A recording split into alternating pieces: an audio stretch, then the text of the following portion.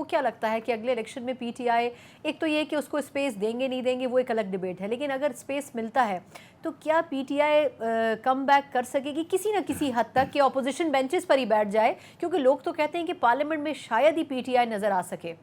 دیکھیں اب ہم نے یہ فیصلہ کرنا ہے کہ یا تو نظام عوام کی منشا سے چلے گا، اس میں کوشچن کے دو پہلو ہیں، اگر فری اینڈ فیئر الیکشنز ہوتے ہیں عوام نے فیصلہ کرنا ہے تو پھر تو سامنے نظر آ رہا ہے کہ تحریک انصاف ایک بڑی جماعت ہے اور اس کی پاپولیرٹی سے کوئی انکار نہیں کر سکتا۔ آپ خیبر پختونخوا کے اندر چلے جائیں، آپ نے دیکھا پچھلے دنوں ایک ضمنی انتخاب بھی ہوا مقامی سطح پہ، وہاں پہ جس طرح ان کے ووٹ میں 3 گنا اضافہ ہوا، تو وہ تو بالکل واضح ہے کہ اگر صاف اور شفاف الیکشنز ہوں گے تو وہ لوگ آئیں گے، لیکن کیا ان کو یہ موقع دیا جائے گا؟ مجھے نہیں لگتا۔ اس وقت جو سچویشن ہے آن دا گراؤنڈ، جس قسم کے ایڈمنسٹریٹو مشکلات کا ان کو سامنا ہے، وہاں پہ ان کے لیے مشکلات ہو سکتی ہیں۔ بالکل صحیح۔ ایک تو یہ کہ الیکشن آپ نے کہا کہ قریب میں ہوتے ہوئے نظر نہیں آ رہا ہے، لیکن اگر الیکشن ڈیلے ہوتے ہیں تو کیا اس کا مقصد یہ ہوگا کہ other then P T I باقی پولیٹیکل پارٹیز جو ہیں وہ اسٹیبلشمنٹ کے زیر اثر آ چکی ہیں؟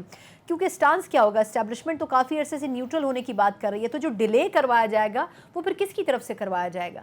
دیکھیں اب اس میں ایشو یہ ہے کہ پہلے بیانیہ یہ تھا کہ ووٹ کو عزت دو، آئی تھنک ابھی بھی اسی بیانیے کے اوپر آ رہے ہیں الیکشن کیمپین نہیں، اب وہ آنکھوں کے تارے بھی ہیں نا تھوڑے تھوڑے، وہ یہ بھی کہہ رہے ہیں کہ ہم تو آنکھوں کے تارے بھی ہیں، تو اب وہ چیزیں تھوڑی سی مکس ہو گئی ہیں۔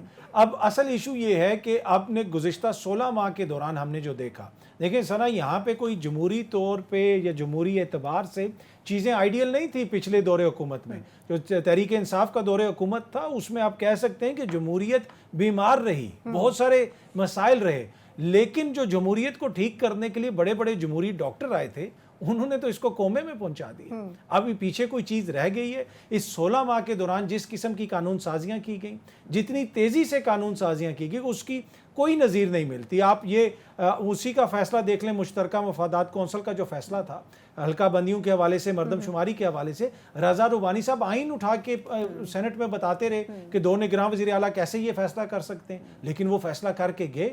تو یہ بہت سارے ایسے مسائل ہیں جو ہم نے ان 16 مہینوں میں اپنے لیے خود پیدا کیے ہیں جمہوری اعتبار سے۔